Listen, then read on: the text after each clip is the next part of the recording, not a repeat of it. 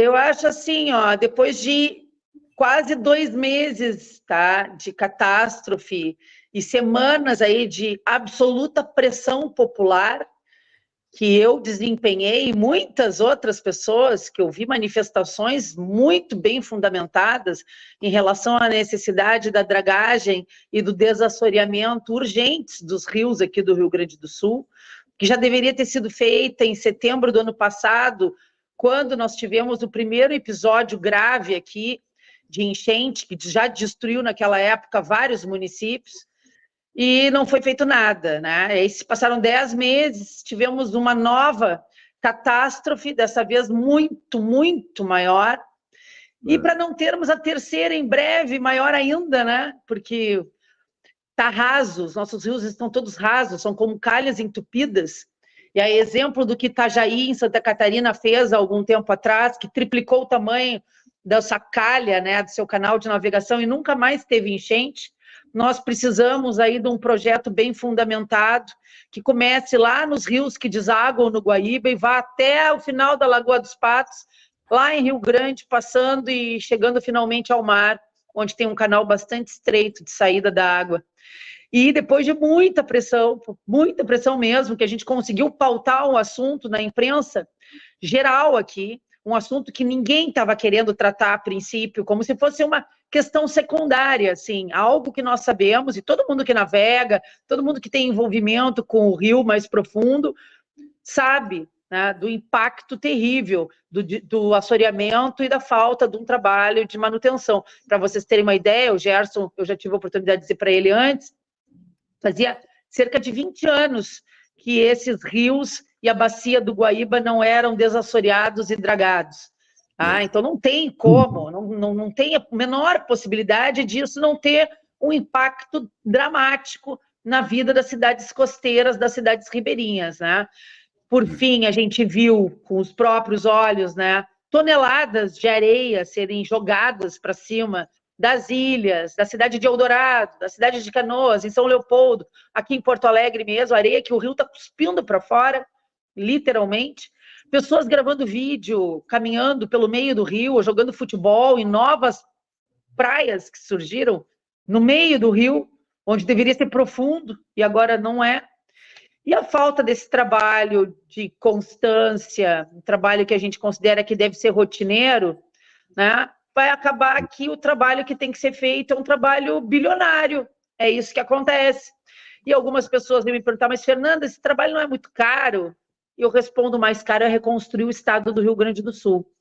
As pessoas que foram atingidas diretamente pela enchente perderam tudo, perderam casas, empresas foram destruídas, empregos, foram bilhões de reais, alguns municípios perderam território, literalmente, a água levou terra, levou areia, levou árvores, os municípios ficaram menores, o rio alargou, e a gente tem aí a primeira manifestação do governo do estado do Rio Grande do Sul nesse sentido, foi ontem, dia 26, ontem de manhã, foi realizada uma reunião, e nessa reunião se confirmou exatamente aquilo que nós vínhamos afirmando em todos os meus canais, de que a responsabilidade do sistema de contenção de cheias e enchentes do estado do Rio Grande do Sul é do estado do Rio Grande do Sul e da União, e não dos municípios afetados.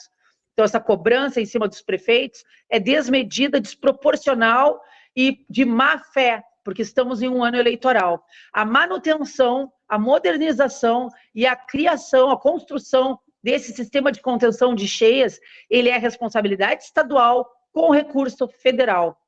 E a questão do desassoreamento e da dragagem dos rios é responsabilidade do DENIT e do Ministério dos Portos, recurso federal.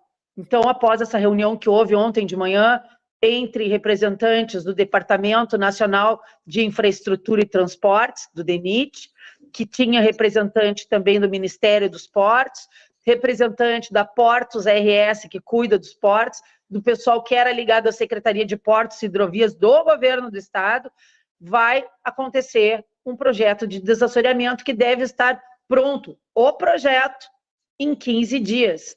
E essa é a grande informação que eu tenho para trazer para vocês. Eles tiveram que realizar uma nova batimetria, porque o rio mudou, né? Todo o seu a sua profundidade, fizeram uma nova batimetria e agora o DENIT tem 15 dias para entregar um projeto que vai contemplar aí toda a questão do desassoreamento e da dragagem. E o Eduardo Leite, que até então, até semana passada, não tinha sequer mencionado o assunto, criou aí um comitê científico da resiliência do não sei das quantas, aquelas coisas para inglês ver, com um monte de cargos, 36 cargos, muito bem remunerados, onde agora um dos temas desse comitê é a questão da necessidade urgente de ser feita a dragagem dos rios e córregos do estado do Rio Grande do Sul. Fernando, para você ter uma ideia, nós somos um dos estados que tem as maiores bacias hidrográficas. Nós temos hidrovias que, se elas fossem de fato cuidadas, elas dariam para a gente atravessar o estado inteiro com transporte de passageiros, transporte de cargas. Nós temos muita água. E aí eu brinco, né? Só tem duas formas de tu aproveitar isso. Ou tu aproveita, cresce como estado, desenvolve economicamente, gera emprego, gera renda, ou tu te afoga, literalmente. E é o que estava acontecendo no nosso estado. Parece que agora, depois dessa catástrofe horrorosa, que vai levar 20 anos para a gente conseguir se reconstruir, parece que agora, de repente, a entidade, né, resolveu se dar conta da sua responsabilidade, que o governo do estado resolveu assumir a responsabilidade que tem, e a União resolveu assumir a responsabilidade que tem, inclusive que a gente vinha repetindo o decreto e as leis na Constituição Federal que dizem que a responsabilidade econômica sobre isso é da União, né?